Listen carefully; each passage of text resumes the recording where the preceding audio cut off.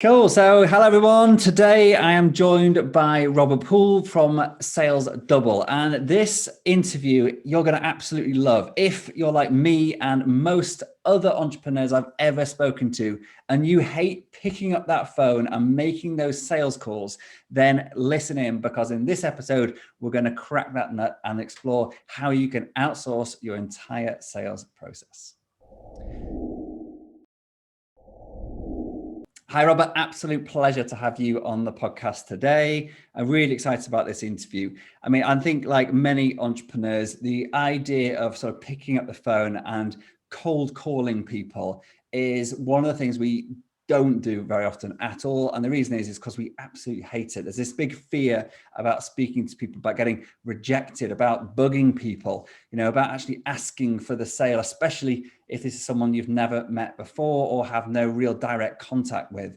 So yeah, I'm really excited to hear what you've got to say on this. And I think for this process, and this is something that I could use in my company, this is a genuine thing that I think would be really useful. So I thought we could sort of do this interview slightly differently from me, just a Q&A session, and actually sort of pretend that actually you're interviewing me as a client, so to speak, or just we're talking through that sales process of you pitching me your services. I might add in some other bits as well, just for the sake of the podcast. But ultimately, it's like, why do I need this? How is it possibly going to work in my business? And when am I at the right stage for this to work? So I kick off and sort of ask you a couple of questions, but maybe you can just come in with any other questions that you might have for me to pull out the information. So it can be more of a two-way chat rather than me just asking all the questions. Does that sound all right to you? Yes, absolutely. And thank you for having me on. It's an honor to be on here. Cool. Okay. So we just talked off air actually before we got started, and about when is the right time for a business owner to actually think about this, about actually outsourcing their cold calling, or even just doing the whole cold calling process. So yeah, should we kick off with that? So, I'm coming to you as a business owner. I don't know if we're ready yet. Like, what would you say to me about when is the right time to actually start this? Well, it's like a lot of things. The right time is always now. You do have to either do it yourself, as most, like you mentioned, most people do not like cold calling because it's, let's face it, it's unpleasant at times and quite nasty at times. It can be very depressing at times. But if your business fits that model, if you have a decent margin in your business, sizable sales price, you're probably in the, thousands, per sale range. And of course you sell to businesses. I wouldn't recommend it for residential or consumer sales, but if you sell to businesses, I think in a lot of situations, it can really make sense. We actually started as a company because we needed to expand our cold calling. I was doing all the cold calling for our company, trying to get new clients. We were a web design company back in the late 90s, and we needed new business, and we were completely bootstrapping, had no money, literally. So I was doing it myself, and we eventually hired two different telemarketing companies to do work for us. And I think it was, $6,000 between the two of them. And, that was like all the money in the world that we had, and credit cards and everything else. And both of these companies, took our money and gave us, I think it was 4 or 5 leads each that were quote leads. And it was in those days, a fax of some incoherent, supposedly a contact at a company, and an incoherent note, with all kinds of grammatical errors, and you couldn't even understand what it was. We would follow up on them, those leads, because they were so precious at that price, and they were completely useless. But we were trying to scale that. And even at that level, we figured we needed to do something. And so we actually started our company by hiring a couple local people in our area, because again, this was late 90s, early 2000s, and remote work was not common, I'll say it that way, for most companies. There were a few doing it, but we kind of were sheepish in doing it. And we found that we could hire somebody remotely that had this skill set. It was remote in the sense that I was literally printing off the list of businesses to call and taking them to this lady's house and dropping her off at her front doorstep. That's how high tech we were, But for, a company like yours, I think, once you get to that where you have some kind of revenue, it makes sense to outsource something like this because let's face it, most of us are not good at that level and don't want to do it. And I think that's one of the keys in business. And, the whole reason your company exists because of the outsourcing nature of it and being able to find people who have that skill set that you don't necessarily have. And let's face it, you don't necessarily want to do. And so we started expanding from there and found that our clients, we could get excellent results for them with direct contact versus other general advertising and even mailers in those days and things like that. And it's really grown over the past 20 years and it's still just as effective today as it was 20 years ago. So for the right business with the right situation, I think, the time to get started is right now, so. Okay, cool. So I guess like when I think about this process and again, thinking about if I was going to do this and just literally phoning someone out of the blue, like I get it. If there's a warm lead, somebody's seen a webinar or something I've done, or they've been in my group and they reach out to me and say, look, I'm interested in finding out more about what you do. Can we jump on a call? I get that. But then there's this, okay, so I'm picking up the phone, whether it's myself or you're doing it, and you're literally phoning somebody and pitching something to them that that wasn't in their world until that moment. So that I found really hard to understand how that could even work. I mean, can you elaborate on how that process can even exist?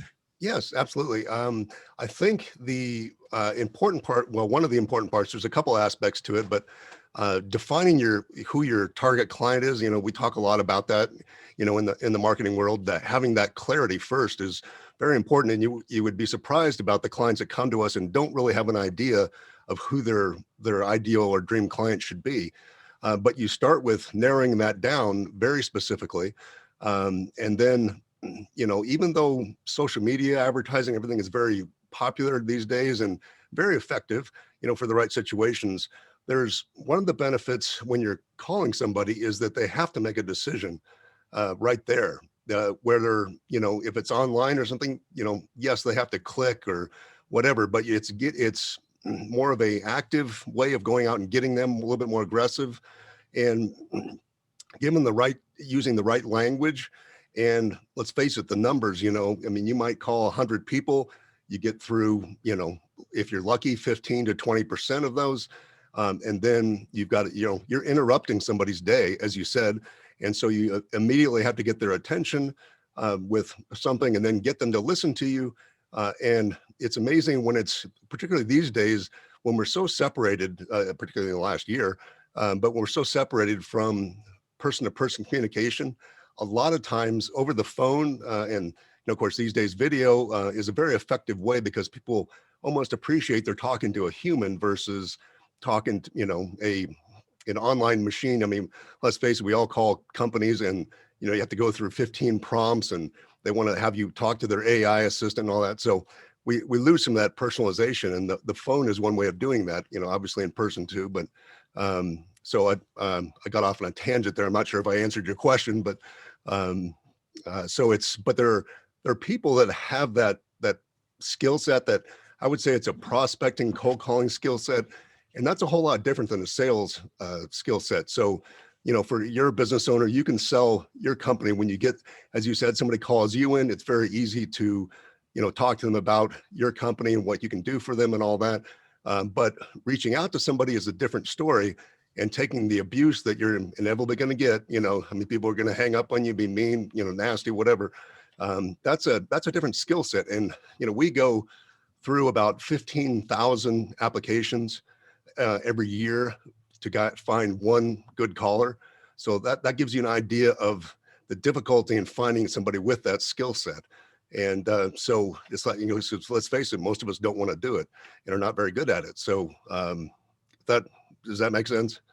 Yeah, absolutely. I mean, I think just to touch on a couple of things you said there, which really sort of resonated with me, that the client avatar, if you like, who is your target market, that is just must be absolutely critical in this. So you're not phoning the wrong type of people who aren't interested in what you have to offer them. So I think I guess you do a lot of the research into that, because I may know who I want to work with, who my products and services are designed for, but I know from personal experience, and I'm no marketing expert by any means, but actually finding where those people are hanging out and locating them and knowing who to speak to in the company, that's something that for me is just, yes, I have no experience with that. So I guess that's, you know, sort of leading on to a question. I presume that part of the process that you can do for people must be a huge help to businesses to be able to make sure that they're not just wasting time, because obviously time is money. And, you know, if you're calling 20,000 people and only one of them interested, that's, you know, not going to be very good return on investment. So, you know, that targeting element of the process, I presume if I was doing this myself, how, you know, what advice could you give me to do it? And I presume that's obviously rolls on to what you do for people. Right. Again, it is a specialty, so you can certainly learn it and do it yourself. But we have a whole department that we kind of casually refer to as the list department, because they're in charge of creating those prospecting lists. And it is, you know, an art, because we look at past results based upon, you know, if you were to come to us, we would try to work with you to figure out, number one, that you know, get clarity on who you're trying to contact. And it's not always real simple when it comes to publicly available information, you know, mailing addresses, phone numbers, and all that. Because, you know, InfoUSA is a big provider in the United States, but they're kind of the number one. But even their data is really bad. I mean, if you look up our company, it's completely wrong. So there's you kind of have to know the ins and outs of that, of how to search for different criteria. But the process is really deciding, you know, doing filters for revenue, number of employees, the headquarters versus a multiple location. You know, you have to screen out, of course, all the Walmarts and, you know, all the big companies that get in there, some of the fast food chains, you know, unless that's who you're targeting, of course. But, you know, so it's a big process that we spend a lot of time with our clients up front, because that is probably, you know, I would say that's probably the number one thing that our clients, you know, underestimate the importance of, and some of them want to rush through it. But that more than any other factor is going to change the outcome of what you're doing and the effectiveness of it and the results you're getting. So, you know, absolutely, I would spend a ton of time trying to isolate that and figure out how to search for those people with whatever database you're using. You know, obviously a company like ours is experts at it, but, you know, you can certainly learn how to do it yourself. Okay, cool. Yeah, I mean, it stands to reason, because that's exactly what we're taught in Marketing School 101 is, you know, start with your target market, start with your avatar, find where they're hanging out, and then go and find them or go and speak to them. So yeah, it makes perfect sense. So, okay, cool. You know, Steve, if I interrupt you, one more point on that I think people forget about and underestimate is that you not only do you have to do it up front, but it's an ongoing process. You know, like we, for instance, will look at a client, let's say they are in the commercial insurance market, and that's who they sell to.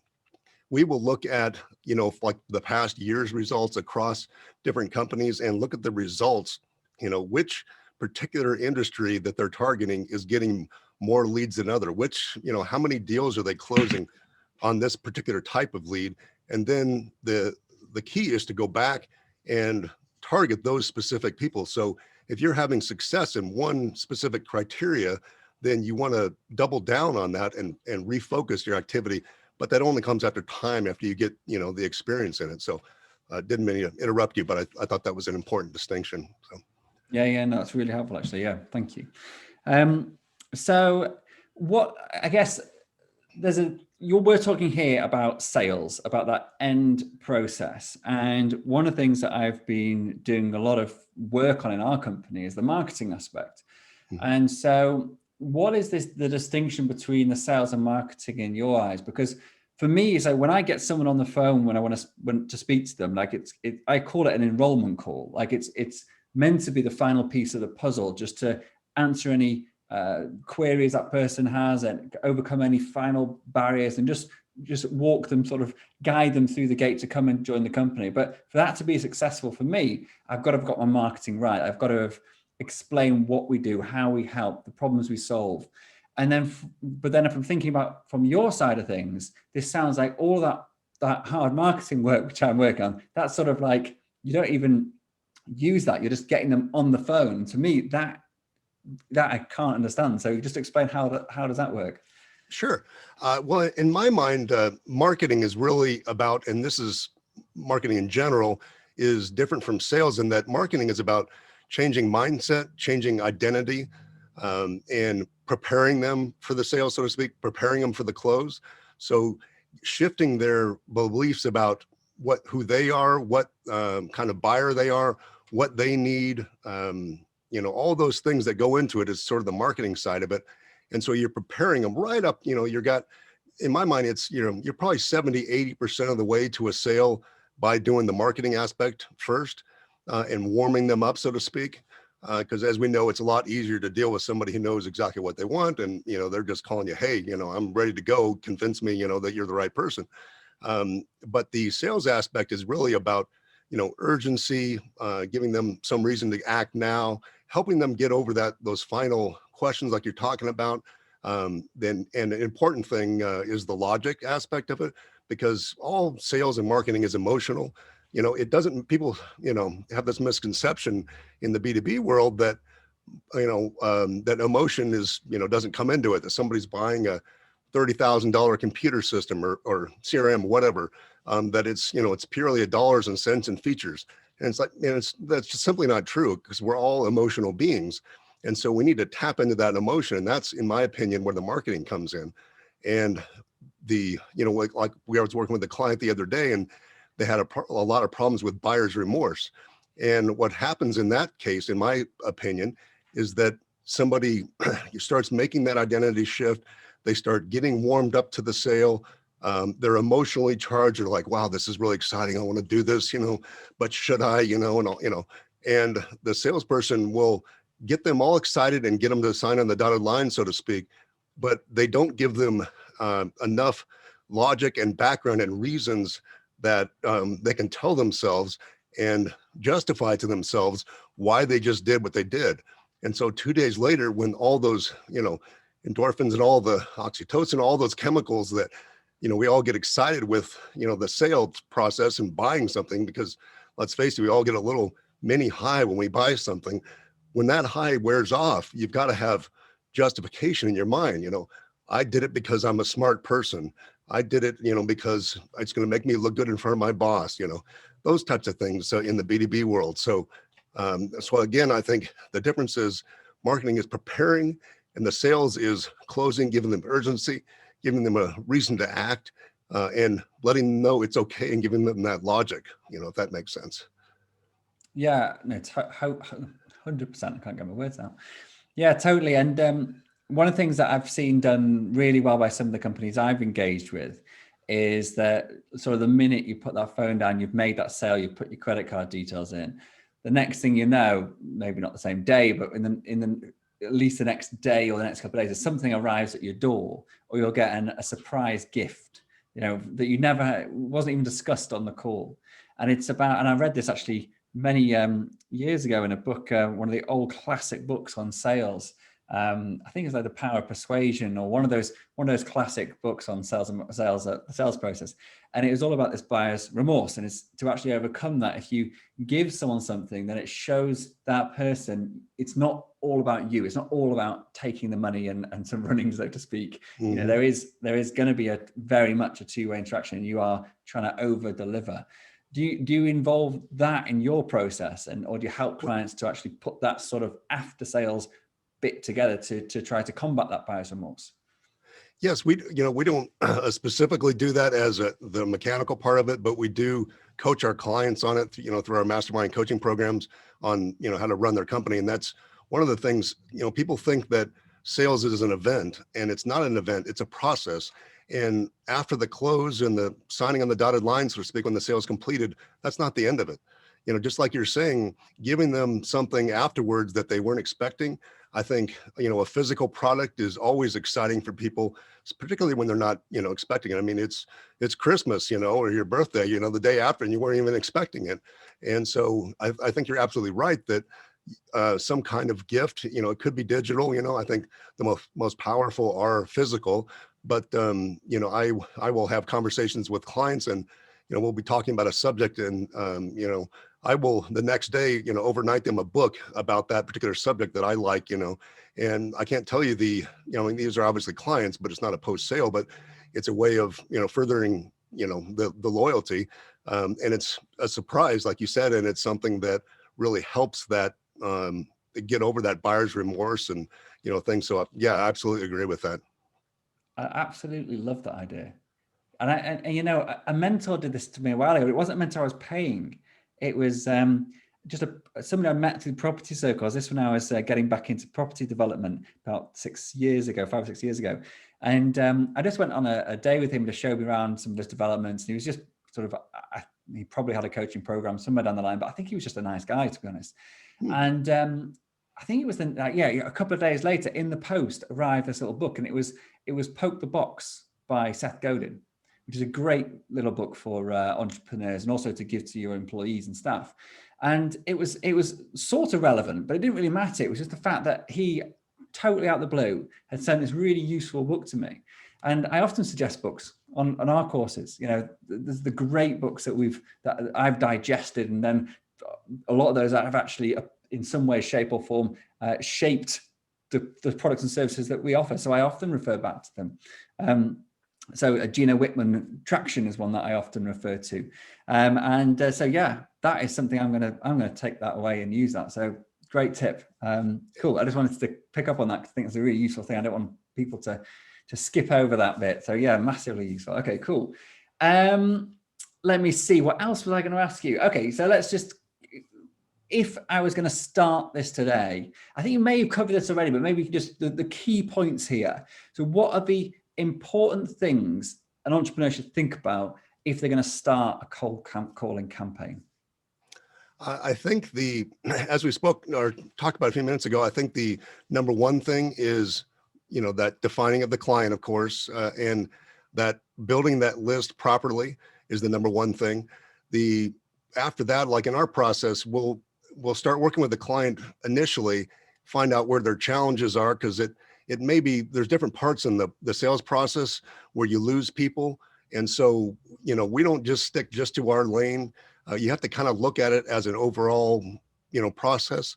But, most of the time we'll spend time, working on that client, working on that list, as I said, and it's not something that happens overnight. I would say our average client, from the time that they, join our program to the actual first calls being set, can be 3 or 4 weeks. And it's because it takes so much time to go over some of this stuff. So I would say the list is important. The next thing would be the script. Most clients don't know how to write a script, and it's not because, they're clueless. It's just because it's, again, another specialty. And we've just done it long enough that we kind of know what it is. But I would say if you're doing it on your own, think short and sweet. You've got, just milliseconds, when you're on a phone call before somebody's going to listen to you or they aren't. And if you start opening the call with, hey, we're your local whatever company, and we're so great. We've been in business 20 years and blah, blah, blah, blah, blah. We have clients that come to us with 2-paragraph opening, lines. And you gotta understand, again, it's an interruption in the middle of the day. Busy executives and, people don't have time for that, and they don't have the patience. You'll get hung up on. So the scripting is very important, in the wording you use, how it's directed. It's a science and an art to itself. And then the backup to that, of course, is the marketing. We do email follow-ups and follow-up calls for our clients as well. So we may set, an appointment, which is great. We get the client right in front of the prospect if they're hot to trot. But typically, it's a cycle, particularly in B2B. It's not a, one-time thing or quickly, it takes time. And so you have to market to people over time. So we use email, follow-up campaigns and all that. So we work with clients to develop those materials, develop that follow-up campaign depending on their market, and before we even start the call. So there's a ton of prep up front, but it's one of those things that if you do it right up front, it makes it much more effective and better results in the long run. So that's kind of the overall process that we use. And, I'd recommend anybody who was, wanting to do it on their own, that sort of thing. Yeah, I think some things you just mentioned now, I mean, follow-up is absolutely essential. I mean, I know even from like webinar follow-ups and sales call follow-ups with me, the amount of sales that come through after that initial, it's not a no, it's just a not now. and then you just keep on ticking it over, and it may just be a couple of days before it's a yes. So it actually may be a couple of weeks, or I've had clients that have come back after a year or even 2 years, and then they've actually come back and started working with us. So yeah, there's a good expression about basically the money's in the follow-up, but I can't Absolutely remember what it is. But anyway, I'm sure that somebody listening will be able to know what it is. Maybe we can put it in the comments. Cool. Okay. So brilliant. I think it's been absolutely fascinating, and I think for me, one thing I wanted to pick up on there in that last what you just talked about then was about the script. This is something actually I do a mastermind every Thursday morning just with some fellow business owners, and we're actually looking at the moment about our sales process. So getting people from this is more the warm lead sort of thing, but a lot of this focus we're talking about is about the closing call, about that sales script. And very much it resonates what you're saying then about being direct. So people want to know what's in it for me. You know, when someone picks up the phone and you've interrupted their day, like you say, they don't want to have a load of chit chat. It's like, why are you phoning me? Do I want to listen to what you're saying? And when we've been talking about this, it's about positioning the call as well. It's like, this is what's going to happen on this call. If you give them that like signpost, what the call's about, what's in it for them, and what's going to happen, people can then sort of say, okay, yeah, I'm good with that. I can sit down, I'll listen to this because this person has a structure. So I think, yeah, absolutely agree with you that from I've not done it from a cold calling point of view, but from a closing call point of view, it's made a world of difference in my business to the sales rate. And actually, almost you come over with much more authority if you take charge of that call from the initial offset or from the go. So yeah, absolutely. Okay, cool. Robert, thank you very much. I always close with a few quick questions, my signature questions, if I may. So first off, who do you think would be a great next guest on this podcast? Ooh, that's interesting. I would say probably, in the B2B world, there's a lot of clients of ours that are not heavy social media users.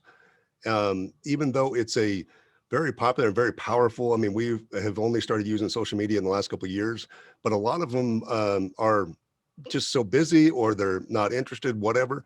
And so I would think that somebody that is in the offline world and has a experience in both the online aspect of it, has experience in social media, knows when to use it, knows when not to, and knows the sort of the old school method. So I mean, I would be fascinated to talk to a person like that. And I think, based upon what I know about your audience, I would think that would be interesting for them too, because how do you meld old school offline marketing methods with newer types of technology, and how do you manage that? So that would be fascinating to me personally. So okay, cool. I'll put my thinking cap on about that one. Thank you. So the title of this podcast is Systemize Your Success. What does success mean to you? Well, I'll be honest with you, when I was starting my business, and probably the first 10 years, success was financial success. And I don't think that that's necessarily wrong. But I think at this point in my career, I've been doing this for 25 years, that it has melded into a different type of success. And I'm these days, I really get the joy out of dealing with clients and seeing them succeed. And so that, besides my personal life, of course, I've got 2 young daughters and beautiful wife. And so being able to spend time with them and balance our work is super important to me. So, because I believe that, business is really simple. We make it too complicated, but it's also, managing that stress that, entrepreneurs are awesome at, is, getting stressed out, so to me, it's success is being able to serve people and knowing you're making a difference, and not just, kind of foo-foo difference, but actual real results in their lives. And you can see that. There's nothing like knowing that somebody closed a big deal and now they're going to be able to get their son or daughter into the college that they wanted, or they saved their business because of that. That gives me huge satisfaction. And, balancing that with your personal life, I think, is just so critical. And that's how I would define success for myself. Wonderful. Good answer. Okay. And finally, do you believe you can systemize your success, and why? Absolutely, Steve. I'm so fascinated with your company, and I hope we can do business, because I think that you were so onto something. And I know from our clients that, I've already recommended you to several of our clients, because I think the systems is one of the things that has built our company, not to the extent that you do as far as outsourcing, but systemizing things is so critical. And that's something that I believed in. There's a book, The E-Myth by Michael Gerber, that I read when I was, my early 20s, that really gave me that idea that everything has to be duplicatable, repeatable, and you can't depend on, a personality or, someone's skill set. You have to have those systems in place if you want to grow. So whenever we look at, a growth strategy of any kind, we always think, can we systemize this? And is this scalable? So, because if it's not worth doing.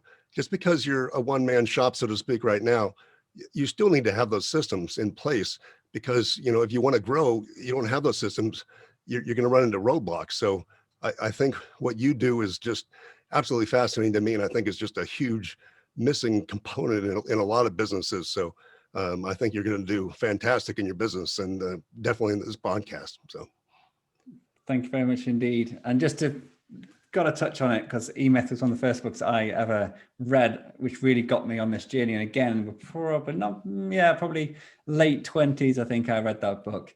And the biggest challenge that I had there was implementing it. And literally, so I've designed our company around how you apply E-Myth in the practical, useful sense that you actually get stuff done. And one of our clients once coined it, completely unprompted by me, as what we do is the E-Myth in a box. So I'm holding on to that, and I quote that fairly frequently. So yeah, I think Michael Gerber's a great person to start with. So if you're listening to us now and you've never heard of the book, The E-Myth Revisited by Michael Gerber, I would highly recommend it as a total mindset shift about what your role in a business is as a business owner. And until you get that shift, you're always going to be stuck doing everything yourself and never be able to scale. So I'm glad you picked up on that, because that's a total game changer. Steve, if I might comment on that last thing you said, I think that, I always say I have a PhD in failure, because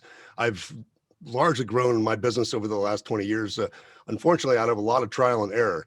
And I think the concepts that you teach and your systems and all that, the training, I would have killed to have that, 20 years ago, quite frankly, because it would have shortcut so many things. So I think, again, what you offer is so valuable in that expertise. So I'm excited about working with you in the future, just for my own, company and what we do. So I would obviously encourage your audience to get more information, because that's just a huge hole that a lot of businesses have. So anyway, side note, sorry.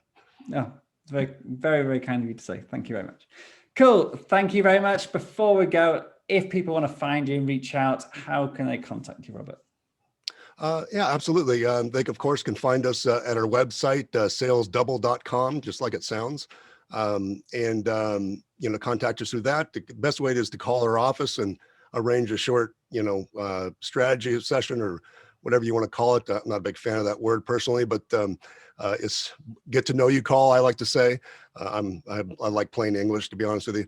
I'm not that fancy in my wording, as you might have noticed. But call our office, and we'd be more than happy to talk to you about, and find out if, this kind of thing would work for your business. And if it works, great. We'll talk about it. If we think it generally doesn't work, then we'll tell you that too. So call us at our website. I think the number is 866-231-6776, or just contact us on the website. That's fine too. But thank you again for asking. Cool, my pleasure. So if you want to contact Robert, we'll put all the details in the show notes, including the phone number and website address. Thank you very much indeed, Robert. It's been an absolute pleasure. Absolutely. Thank you.